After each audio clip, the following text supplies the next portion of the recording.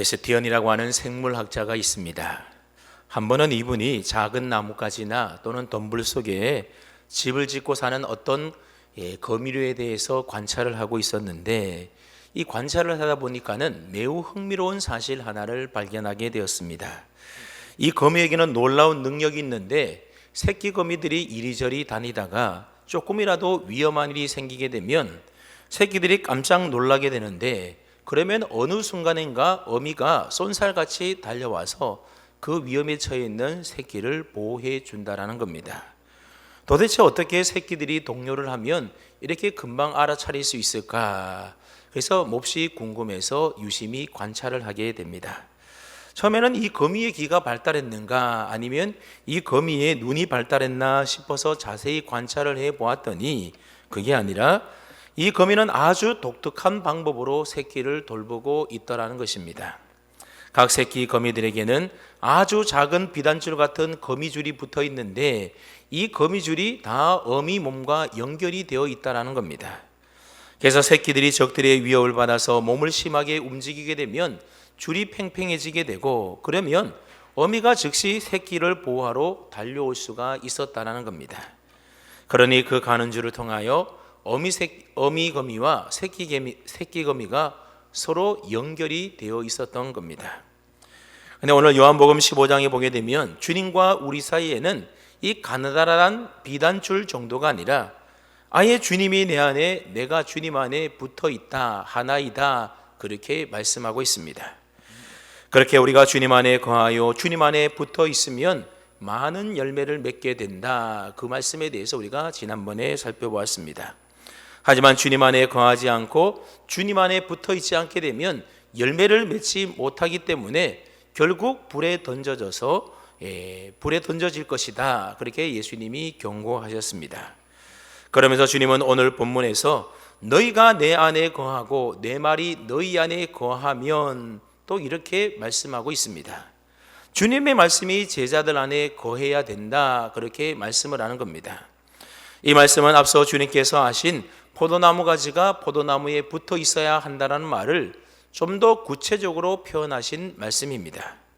그러니까 가지가 나무에 붙어 있다라고 하는 말은 바로 주님의 말씀이 제자들 안에 거하고 있다라는 뜻이 되는 겁니다.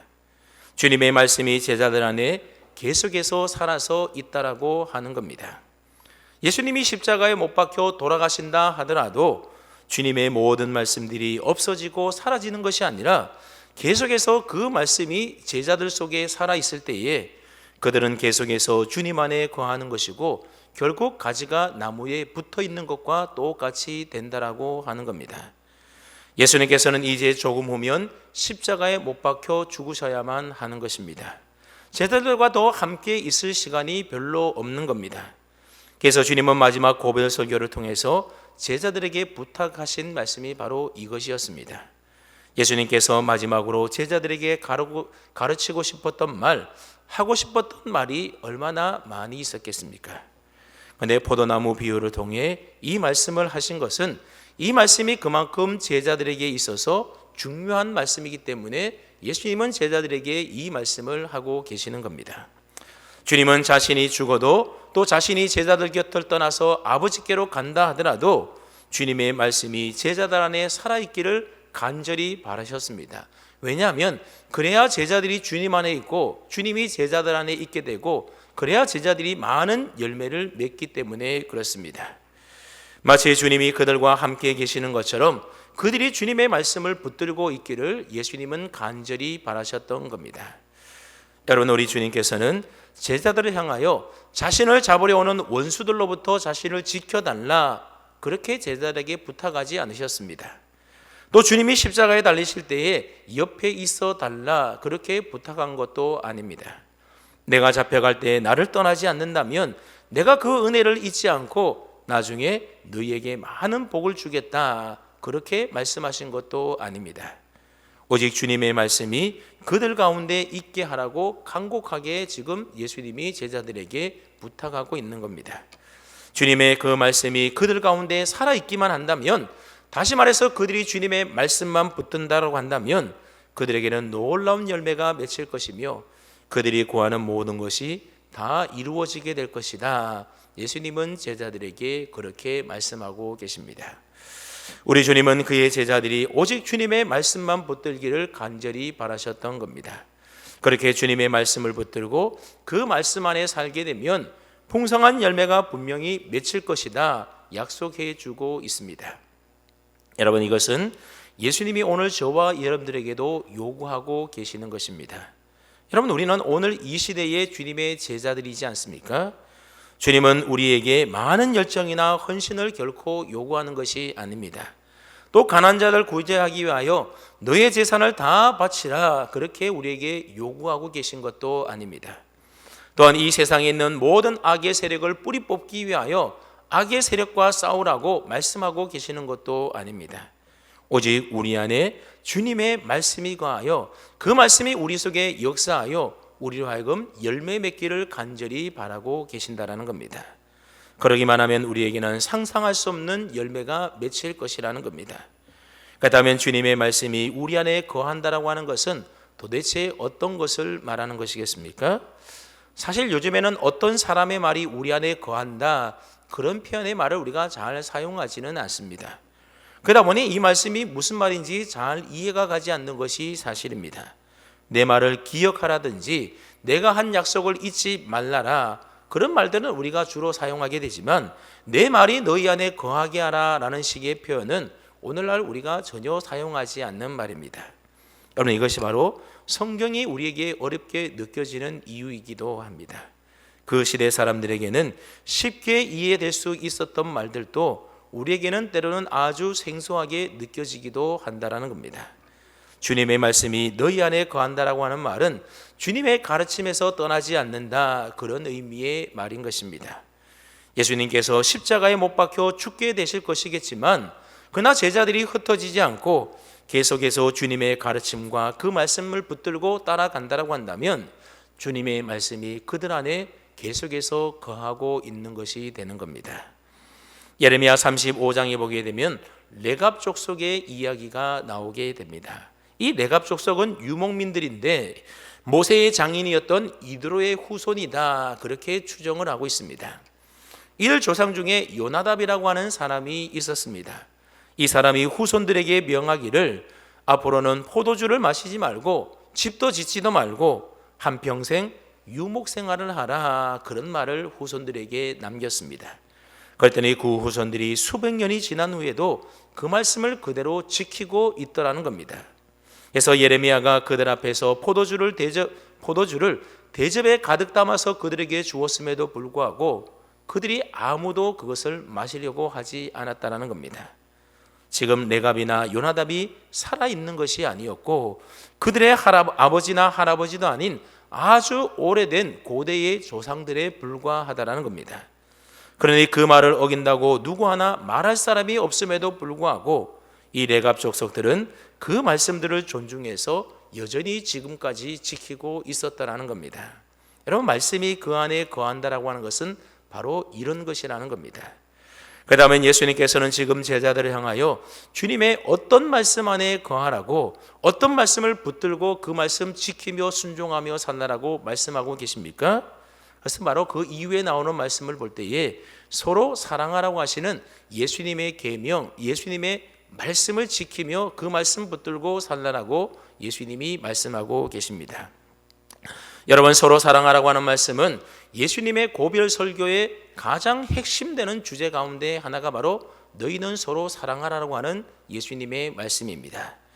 앞서 살펴봤던 요한복음 13장 34절 말씀해 보게 되면 예수님께서 제자들에게 새 계명을 주시면서 이렇게 말씀하지 않았습니까? 새 계명을 너희에게 주노니 서로 사랑하라. 내가 너희를 사랑한 같이 너희도 서로 사랑하라. 예수님이 제자들에게 새 계명을 주셨는데 그 새 계명이 어떤 계명이라는 겁니까? 예수님이 제자를 사랑했던 것처럼 제자들 또한 서로 사랑하는 것이 바로 예수님이 제자들에게 주신 새 계명이었고 또 그것이 예수님의 부탁의 말씀이었다는 겁니다. 그러니까 지금 예수님께서는 제자들을 향하여 너희가 서로 사랑하라고 새 계명에 대하여 지킬 것에 대하여 말씀하고 있는 것입니다. 그것이 제자들 안에 거해야 되는 주님의 말씀, 주님의 계명이었던 것입니다. 그래서 오늘 본문 12절 말씀에 보면 내 계명은 곧 내가 너희를 사랑한 것 같이 너희도 서로 사랑하라 하는 이것이니라, 그렇게 말씀하고 있고, 그리고 17절 말씀에도 보면 내가 이것을 너희에게 명함은 너희로 서로 사랑하게 하려 함이다, 그런 말씀을 하고 있습니다. 지금 예수님께서 왜 이 말씀을 하고 계신다라는 겁니까? 제자들로 하여금 서로 사랑하게끔 하도록 하기 위하여, 그것을 가르쳐 주기 위하여 예수님이 이렇게 포도나무 비유를 들어서 제자들에게 말씀하고 계신다라는 겁니다. 주님의 새 계명인 서로 사랑하라고 하신 이 말씀이 우리 안에 거하게 될 때에 무엇이든지 원하는 대로 구하면 다 이루어 주시겠다라고 예수님이 약속해 주고 있습니다. 뿐만 아니라 우리가 서로 사랑하면 많은 열매를 맺게 되어서 하나님 아버지께서 영광을 받으실 뿐만 아니라 또한 우리가 주님의 참 제자가 될 것이라고 말씀하고 있습니다. 그러니 어떻게 하라는 겁니까? 너희끼리 서로 사랑해야 된다, 그 말씀 안에 거하라고 말씀하고 있는 겁니다. 여러분, 기독교의 가장 핵심적인 가르침, 교훈이 있다면 그것이 무엇이겠습니까? 그것은 바로 사랑입니다. 여기에 대해서 이의를 제기할 사람은 아마 아무도 없을 겁니다. 그래서 그 유명한 고린도전서 13장 소위 사랑장에 보게 되면 아무리 믿음이 있고 영적인 능력이 있고 아무리 희생과 헌신이 있다 하더라도 사랑이 없는 기독교는 아무것도 아닌 종교에 불과하다라고 말하고 있는 겁니다. 그러니 우리의 신앙생활에서 서로 사랑하는 것이 얼마나 중요한 일인지 모릅니다. 여러분, 우리가 왜 바쁜데도 시간을 내어서 함께 목장 모임을 하고 함께 식사를 하고 교제를 하고 그러는 겁니까? 주님이 우리에게 부탁하신 내가 너희를 사랑같이 너희도 사랑하라고 하신 이 말씀을 우리가 지켜나가기 위해서 온 성도를 다 사랑하기 어렵기 때문에 우리 목장 식구들만이라도 서로 이처럼 사랑하기 위하여 우리가 이렇게 힘써 목장 모임을 하고 있는 것입니다. 네, 여러분, 실제 우리의 삶은 어떻습니까? 정말로 우리가 서로 사랑하며 사십니까? 주님께서 말씀하신 원수를 사랑하라고 하신 그 말씀대로 우리들이 살아갑니까? 이 물음에 대하여 자신 있게 내라고 대답하기가 참 쉽지가 않은 것 같습니다. 사실 나와 가장 가까운 가족이라 하더라도 서로 사랑하는 것이 쉽습니까? 그리 쉽지 않다라는 겁니다. 누구보다도 서로 사랑해야 될 부부 사이에 있어서도 진정 배우자를 사랑하게 하는 것이 참으로 쉽지가 않을 때가 많습니다. 그러니 고부지간은 말할 것도 없고 형제지간, 부자지간도 한 집에 살면 매일 서로 쳐다보게 되면 다 그 속에 갈등이 있게 마련이라는 겁니다. 여러분, 가족들도 한참 떨어져 지내다가 명절 때나 아니면 생신 때 가끔 한 번씩 만나야 반갑지 늘 한 지붕 밑에서 같이 산다라고 생각을 해 보십시오. 아무리 가족이라도 서로 사랑하는 것이 결코 쉽지가 않다라는 겁니다. 여러분, 한 입을 덮고 수십 년 같이 살던 부부도 나중에는 서로 사랑하지 못해서 갈라지는 그런 판국에 원수까지 사랑한다라는 것은 현실성에서 너무 떨어진 저 먼 세상의 얘기처럼 느껴질 때가 있지 않습니까? 그래서 우스갯소리로 어느 목사님이 설교 중에 마음에 미워하는 사람이 한 사람도 없는 사람 한번 손들어 보라고 했다고 합니다. 그러니 거의 100세에 가까운 노인 한 분이 손을 드는데 그러면서 하는 말씀이 뭔가 하면 미워하던 사람이 있었는데 이제는 다 죽어서 한 명도 없다 그러더라는 겁니다. 여러분, 우리의 현실에서 사랑하라고 하는 이 주님의 말씀을 지킨다는 것이 사실 여간 어렵고 힘든 일이 아니라는 겁니다. 그러다 보니 서로 사랑하라는 계명을 큰 잘못을 저지르지 않는 정도로 우리가 잘못 이해하고 생각할 때가 참 많이 있습니다. 예를 들어보면 부부간에도 서로 뜨겁게 사랑해야 되지만 그런데 현실은 부부가 서로 뜨겁게 사랑하지 않아도 큰 문제가 되지 않는 것처럼 여길 때가 많이 있다는 겁니다. 그저 불륜만 저르지 않는 정도로 서로 사랑 않을 정도만 되면 서로 사랑하는 것으로 여기고 대충 넘어간다는 겁니다. 부부로서의 최소한의 의무와 정조만 지켜나가면 우리는 사랑하고 있다 그렇게 여기고 있다는 것입니다. 그러다 보니 그냥 애들 결혼시킬 때를 위해서 못 헤어지니 참고 산다라고 말하는 부부들이 얼마나 우리 시대에 많이 있습니까? 그러니 여러분, 이런 가정에 무슨 행복이 기쁨이 있을 수가 있겠습니까? 하나님과 여러분 우리 사이에도 마찬가지라는 겁니다. 여러분, 성경은 우리에게 하나님을 어떻게 사랑하라고 말씀하십니까? 마음을 다하고 목숨을 다하고 힘을 다하고 뜻을 다하여 주 너의 하나님을 사랑하라. 우리에게 그렇게 말씀하고 있습니다. 근데 많은 그리스도인들이 마음과 목숨과 힘과 뜻을 다하여 사랑하기보다는 최소한의 성도로서의 도리만을 하면서 대강 대충 믿는 경우들이 얼마나 많이 있습니까? 인기 드라마 작가 중에 노희경이라고 하는 작가가 있습니다. 이분이 지금은 사랑하지 않는 자는 모두 유죄다라고 하는 제목의 수필집을 낸 적이 있습니다. 근데 이 수필집에 보게 되면 이런 대목이 있는데 인용해서 읽어드릴 테니까 한번 들어보시기를 바랍니다. 나는 한때 나 자신에 대한 지독한 보호 본능에 시달렸다. 사랑할 때는 더욱 그러했다. 사랑하면서도 항상 나 자신이 빠져나갈 틈을 여지없이 만들었던 것이다. 가령 죽도록 사랑한다거나 영원히 사랑한다거나 미치도록 그립다라는 등의 말은 하지 않았다. 내게 사랑은 그저 쉽게 변질되는 방부제를 넣지 않는 빵과도 같았고 계절처럼 반드시 퇴색하게 되며 늙은 노인의 하루처럼 그저 지루했다. 책임질 수 없는 말은 그래서 하지 않았다. 내가 한 말에 대한 책임 때문에 혹 올가미를 쓸 수가 있기 때문이다. 가볍게 사랑하자. 아주 가볍게. 보고 싶진 않은 말을 하고 지금은 사랑해라고 말을 하고 변할 수도 있다라고 끊임없이 상대방과 나에게 주입시키자. 그래서 헤어질 때 울고불고 하지 말고 깔끔하게 안녕하며 인사하자. 나는 그게 옳은 줄로 알았었다. 그것이 내가 상처받지 않고 상처 주지 않는 일이라고 진정 믿고 있었다.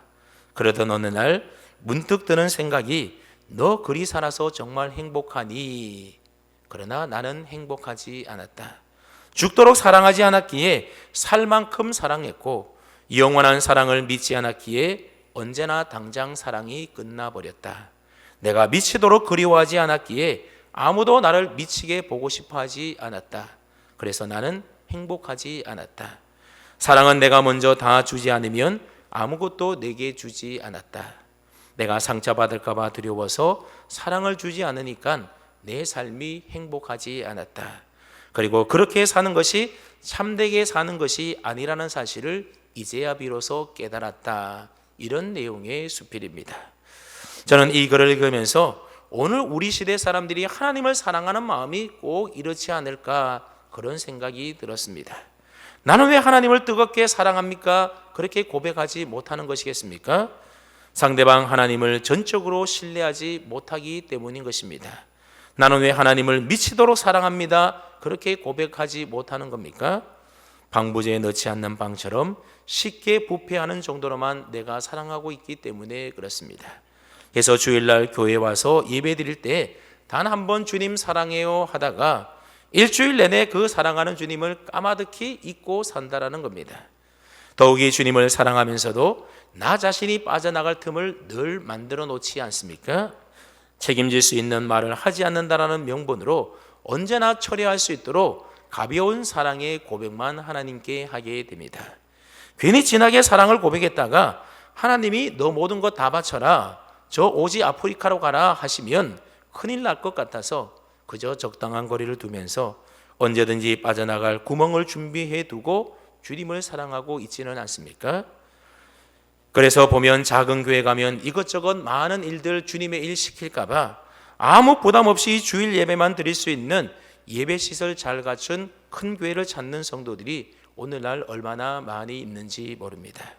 주일날 하루 종일 교회에서 봉사하는 것, 목장 섬기는 목자 목녀로 섬기는 것, 수요 예배나 새벽 예배 나오는 것은 교회에 완전히 빠진 광신도들이나 하는 일이지 예수님을 믿어도 적당히 거리를 두고 적당히 믿어야 된다라고 말들을 하고 있다라는 겁니다.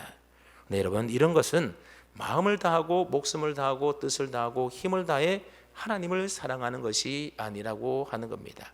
성경은 우리에게 너의 모든 시간, 너의 모든 것, 너의 삶, 너의 인생의 모든 계획 다 하나님께 바쳐서 하나님을 먼저 온전히 사랑하라고 우리에게 분명히 말씀하고 있습니다. 여러분, 하나님을 그렇게 사랑하는 둥 마는 둥 피상적으로 사랑한다면 여러분, 그래서 우리의 삶이 정말로 행복해지겠습니까? 결코 행복할 수가 없는 겁니다. 지난 주일날 설교했던 말씀처럼 우리 인생에서 가장 행복한 순간은 내가 누군가에게 지독한 사랑을 베풀었을 때나 아니면 누군가로부터 과분한 사랑을 받았을 그때 우리가 가장 행복해지게 되는 겁니다. 우리가 정말로 주님을 목숨을 다하고 또 마음을 다하고 뜻을 다하고 힘을 다해 우리가 하나님을 사랑할 때 그 속에서 우리가 진정한 사랑을 행복을 느낄 수가 있는 것이고, 그럴 때 주님이 우리를 사랑하시는 그 사랑으로 인하여 우리는 참된 인생의 기쁨과 행복을 누릴 수 있다고 하는 겁니다. 그러므로 주님의 말씀대로 서로 사랑하라고 하는 이 말씀이 우리에게 어렵고 힘들다고 해서 그저 흉내만 내는 그런 사랑을 해서는 결코 안 된다라고 하는 것입니다. 그다음 우리가 어떻게 하면 주님의 말씀대로 진실되게 서로 사랑하며 살아갈 수가 있겠습니까? 주님의 사랑 안에 거하면 된다라고 말씀하고 있습니다. 우리 한번 9절 말씀을 함께 읽어보겠습니다. 9절입니다. 시작.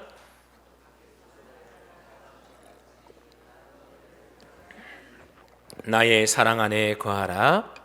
여러분, 이 말씀에 따르면 예수님께서 우리를 사랑하시되 어떻게 사랑하신다 말씀하고 있습니까? 하나님 아버지께서 아들이신 예수님을 사랑한 것 같이 예수님도 우리를 그렇게 사랑하고 계신다라고 말하고 있습니다. 여러분, 누가 과연 하나님 아버지께서 그 아들 예수님을 사랑하신 그 사랑의 크기와 깊이를 측량할 수가 있겠습니까? 아들을 향한 아버지 하나님의 사랑은 무한하여 측량조차 할 수 없는 완전하고 영원한 사랑이 바로 하나님 아버지께서 그 아들 되시는 예수님을 향한 사랑이라고 하는 겁니다. 그런데 질적으로나 양적으로 조금도 다르지 않는 그 동일한 사랑으로 성자이신 예수 그리스도께서 믿는 자인 저와 여러분들을 그렇게 동일한 크기의 사랑으로 우리를 사랑하고 계신다라는 것입니다. 여러분, 이 사실을 믿습니까? 안 믿습니까? 우리가 이 사실 하나만 믿는다 하더라도, 우리가 이 구절 하나만으로도 배가 부르고 만족해서 다른 그 어떤 것이 필요하지 않게 될 것입니다. 여러분, 어느 그리스도인이 다 주님의 사랑을 받은 후에 더 사랑에 굶주릴 수가 있고, 부족하니 더 채워달라고, 더 많이 나를 사랑해 달라고 호소할 수가 있겠습니까? 만약 누군가가 그렇게 호소한다라고 한다면 그 사람은 아직도 주님의 사랑을 경험하지 못한, 주님의 사랑을 받아보지 못한 사람일 것입니다. 우리를 향한 주님의 사랑은 모든 것들을 뛰어넘어서 충분히 만족한 영원한 사랑이라는 것을 우리 모두가 깊이 깨달아야 됩니다. 여러분, 우리가 우리 자신을 너무나 잘 알고 있지 않습니까? 우리에게는 주님의 사랑을 받을 만한 아무 자격이나 조건도 또 흠모할 만한 무엇인가가 우리에게 있는가? 그렇지가 않다라는 겁니다. 아무것도 없습니다. 나 스스로가 사랑스럽지 않는 존재라는 사실을 우리가 너무나도 잘 알고 있는데, 전능하신 창조주 하나님, 심판주 되시는 하나님께서 아들을 사랑하시는 그 사랑으로 주님께서 우리를 사랑하고 계신다라는 겁니다. 저와 여러분들이 그 사랑을 받았습니다. 여러분, 우리가 그 사랑을 받았으니 우리는 얼마나 행복한 자들입니까? 여러분, 예수님께서 아버지 하나님의 사랑을 분명히 확신했기에 하늘 모든 보좌 영광을 버리시고 인간의 육신의 몸을 입고 이 세상에 오셔서 갖은 모욕과 천대와 멸시를 다 받으셨고 십자가의 고난과 수치스러운 죽음까지도 마다하지 않으셨던 겁니다. 그러니 아들을 향한 하나님 아버지의 사랑은 그 모든 십자가의 죽음까지도 뛰어넘을 수 있는, 그 모든 것들도 온전히 순종할 만한 그보다 더 큰 것이 바로 아들을 향한 하나님의 사랑이고, 그 사랑을 예수님은 우리에게 동일하게 사랑하고 계신다라고 하는 겁니다. 예수님은 아버지의 사랑 안에 거하는 것이 무엇인지를 아셨기에 기꺼이 순종하여 우리를 사랑해 주셨던 겁니다. 그래서 아버지 하나님께서 아들 예수님을 사랑하신 그와 똑같은 사랑의 크기로 내가 너희를 사랑하였다, 그렇게 말씀하고 계시는 것입니다. 그리고 나의 사랑 안에 거하라고 우리를 초청하고 계십니다.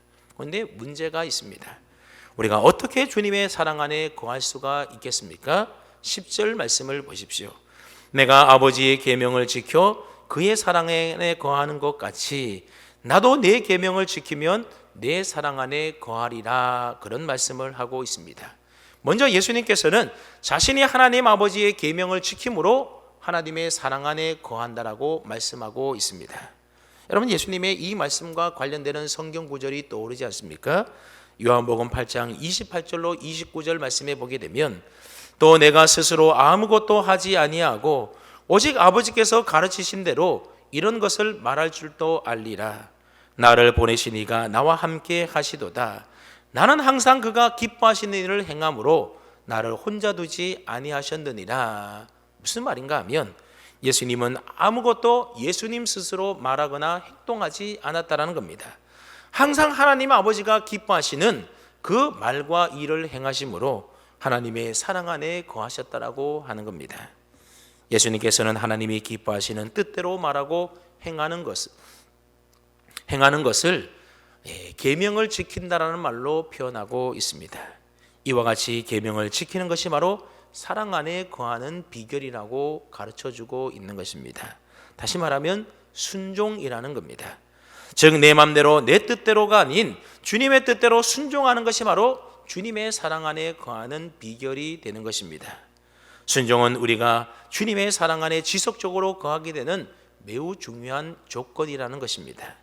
동시에 주님에 대한 우리 신자들의 사랑은 바로 순종의 원천이기도 하는 겁니다. 쉽게 말하면 주님이 우리에게 베풀어 주신 그 사랑 안에 거하게 될 때에 우리는 온전히 주님의 뜻에 순종할 수가 있게 되는 것이고, 그 주님의 뜻에 순종할 때에 주님의 사랑 안에 우리가 더 온전하게 거할 수 있게 된다는 겁니다.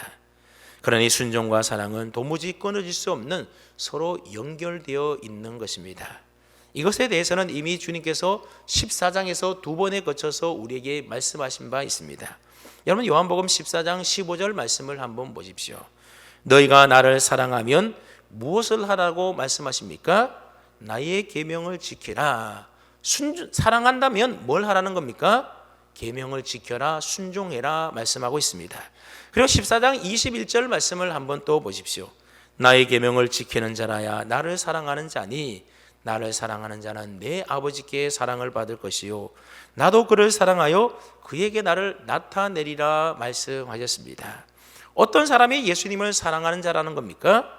예수님의 계명을 지키는 그 사람이 바로 예수님을 사랑하는 자이고, 그리고 그 사람이 하나님께도 사랑을 받을 것이다.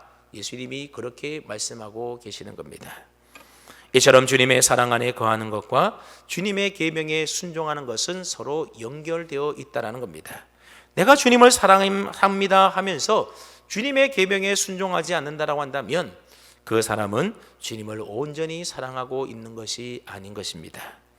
그다음에 예수님께서 나의 계명을 지키라고 하시는데, 우리가 순종해야 될 예수님의 계명은 무엇이겠습니까? 그것은 이미 앞서서 이야기해 드렸던 것처럼 서로 사랑하는 것입니다. 우리 한번 12절 말씀을 다시 한번 읽어봅니다. 12절입니다. 시작.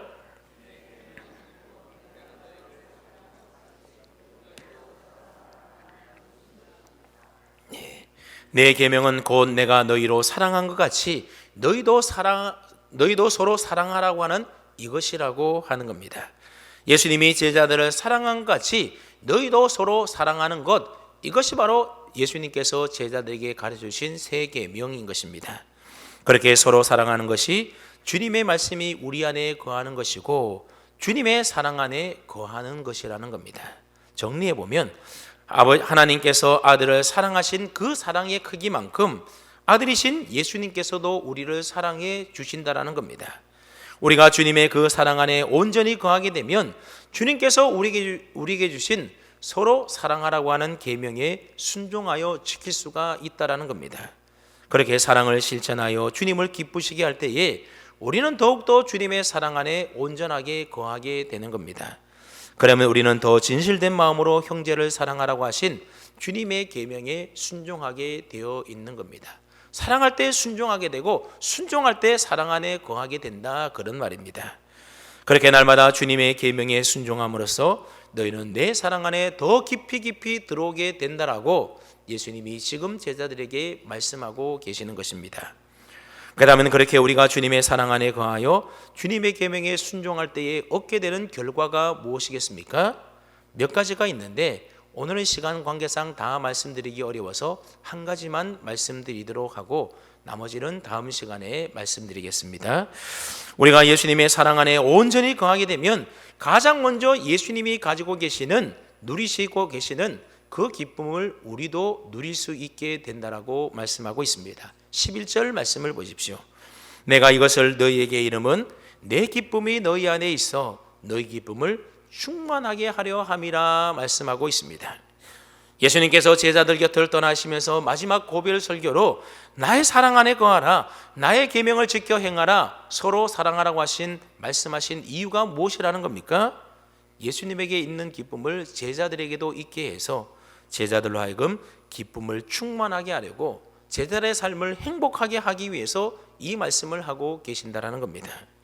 그렇다면 예수님에게 있는 기쁨이라고 하는 것은 어떤 기쁨이겠습니까? 시편 16편 11절 말씀해 보게 되면 주의 앞에는 충만한 기쁨이 있고 주의 오른쪽에는 영원한 즐거움이 있나이다. 그렇게 성경이 말씀하고 있습니다. 그러나 예수님에게 있는 기쁨이라고 하는 것은 그저 조그만한 기쁨, 사소한 기쁨이 아니라 충만한 기쁨인 것이고, 그 기쁨은 일시적이고 제한적인 기쁨이 아니라 영원한 기쁨이요 즐거움이라는 것을 알 수가 있습니다. 우리가 주님의 사랑 안에 거할 때에, 그래서 우리가 서로 사랑하며 살아갈 때에 우리도 주님에게 있는 그 충만한 기쁨과 영원한 즐거움을 맛보며 누리며 살 수 있다는 것입니다. 여러분, 우리 인생이 정말로 행복하고 기쁘려면 내 인생이 가치가 있어야만 우리는 그 가치 속에서 참된 기쁨과 행복을 누릴 수가 있습니다. 여러분, 아무리 돈이 많아도, 아무리 세상 권세가 높다 하더라도 자기 스스로가 나는 가치가 없다라고, 내 인생은 쓸모가 없다라고 한다면 여러분, 그 사람의 인생이 행복하거나 기쁠 수가 있겠습니까? 기쁠 수가 없는 겁니다. 그러나 없이 산다고 하더라도 나는 참 가치 있는 존재이고 내 인생은 참 가치 있다라고 생각을 한다면 그 사람의 인생은 기쁨이 충만한 행복한 인생이 되는 것입니다. 그다음에 여러분, 내 인생의 참 가치는 누구로부터 오는 것입니까? 나에게로부터 오는 것이 아니라 나를 사랑하셔서 나를 위하여 모든 것들을 다 아낌없이 내어주신 우리 주님께로부터 온다라고 하는 사실입니다. 나라는 존재는 주님께로부터 사랑받을 만한 것이 눈꼽만큼도 없는데, 그런 나를 사랑해 주시고 그런 나를 위하여 생명까지 아낌없이 내어주신 그 주님의 사랑으로부터 나의 존재 가치가 오게 되는 겁니다. 그러니 그런 사랑받는 나라는 존재의 가치가 얼마나 큰 것입니까? 우리가 주님의 그 사랑 안에 온전히 거하게 될 때에 나의 존재의 가치를 깨달아 알게 되는 것이고, 그럴 때 우리 안에는 주님으로 인한 기쁨과 감사와 행복이 넘쳐날 수가 있게 되는 것입니다. 뿐만 아니라 내가 주님께 받은 그 사랑을 가지고 형제를 사랑하고 이웃을 사랑하고 더 나아가서 심지어 원수까지 사랑하게 될 때에 내 인생은 참으로 가치 있는 인생이 되는 것입니다. 여러분, 내가 나 자신만을 위하여 먹고 살고 누리며 산다면 그 인생이 무슨 가치가 있겠습니까? 물론 그렇게 남을 사랑하는 것이 참으로 쉬운 일은 아니겠지만 내 힘으로가 아닌 주님의 사랑 안에 거함으로 성령이 공급해 주시는 은혜와 능력으로 서로 사랑하며 우리가 살아갈 때에 그 속에서 누리게 되는 인생의 참된 기쁨과 행복을 우리는 누릴 수 있게 되는 것입니다. 여러분, 돈을 많이 모아서 은행에 쌓아놓고 있는 사람이, 그 사람이 더 기쁘고 행복한 삶을 살고 사는 것이겠습니까? 아니면 그 돈을 가지고 어려운 이웃을 돕고 섬기며 나누며 베푸는 사람이 더 기쁘고 행복한 삶을 사는 것이겠습니까? 우리가 잘 알고 있는 세계적인 부호 록펠러는 33세에 백만장자가 되었고 42세에 미국의 최대 부자가 되었고 53세에 세계 최대의 갑부가 되었지만 그는 늘 행복하지 않았다고 합니다. 55세 때 그는 불치병으로 1년 이상을 살지 못한다라고 하는 사형 선고를 받게 됩니다. 그리고 최후 검진을 위하여 휠체어를 타고 가다가 병원 로비에 걸려있는 액자 하나를 발견하게 됩니다. 근데 그 액자에는 뭐라고 적혀 있었는가 하면 주는 자가 받는 자보다 복이 있다라고 하는 성경 구절이 적혀 있었습니다. 그 글을 보는 순간 록펠러의 마음에 전율이 생기면서 눈을 감고 깊은 생각에 잠기게 되었습니다. 그런데 조금 후에 시끄러운 소리에 정신을 차리게 되었는데 입원비 문제로 다투는 소리가 들리는 겁니다. 병원 측은 병원비 없이는 입원이 안 된다라고 하고 있고 이 환자의 어머니는 제발 입원 좀 시켜달라며 울며 사정하고 있는 것입니다. 록펠러는 그 모습을 보고 곧 비서를 시켜서 병원비를 지불하고는 누가 지불했는지 모르게 했습니다. 얼마 후에 은밀히 도운 그 소녀는 기적적으로 회복하게 되었고, 그 모습을 지켜보았던 록펠러는 얼마나 기뻤는지 나중에 자서전에서 그 순간을 이렇게 표현을 했습니다. 저는 살면서 이렇게 행복한 삶이 있는지 몰랐습니다. 그리고 그때부터 록펠러는 자선재단을 만들어서 이웃사랑과 또 나눔의 삶을 실천하며 살았다고 합니다. 그러자 신기하게도 그의 병이 다 나아서 사라졌다고 합니다. 그 뒤에 그는 98세까지 살면서 이웃을 섬기고 사랑하는 선한 일에 더욱 힘쓰며 살았습니다. 나중에 그는 이렇게 회고를 합니다. 인생 전반기 55년은 쫓기며 살았지만 후반기 43년은 참으로 행복하게 살았습니다. 산성들 여러분, 여러분들은 인생의 참된 기쁨과 행복을 어디에서 찾고 계십니까? 잠시 있다가 사라질 세상의 물질과 명예와 권력과 인기와 건강에서 혹시 찾고 계시지는 않습니까? 그런데 우리 주님은 그런 우리를 향하여 이렇게 말씀합니다. 나의 사랑 안에 거하라. 여러분, 하나님 아버지께서 그 아들 예수님을 사랑하시는 그 사랑으로 우리를 사랑하여 주시는 주님의 사랑 안에 거하십시오. 그리고 그 주님 사랑 안에서 서로 사랑하며 살아가십시오. 그리고 무엇이든지 구하는 그리하면 무엇이든지 우리가 구하는 대로 얻고 많은 열매를 맺어서 하나님께 영광이 될 뿐만 아니라 우리 주님에게 있는 충만하고 영원한 기쁨을 우리도 누리게 된다라고 약속해 주고 있습니다. 저와 여러분 모두가 이러한 주님의 사랑 안에 거함으로 인생의 참된 기쁨과 행복을 날마다 누리며 사시기를 주님의 이름으로 축원합니다. 아멘. 거룩하신 아버지 하나님, 참으로 감사합니다.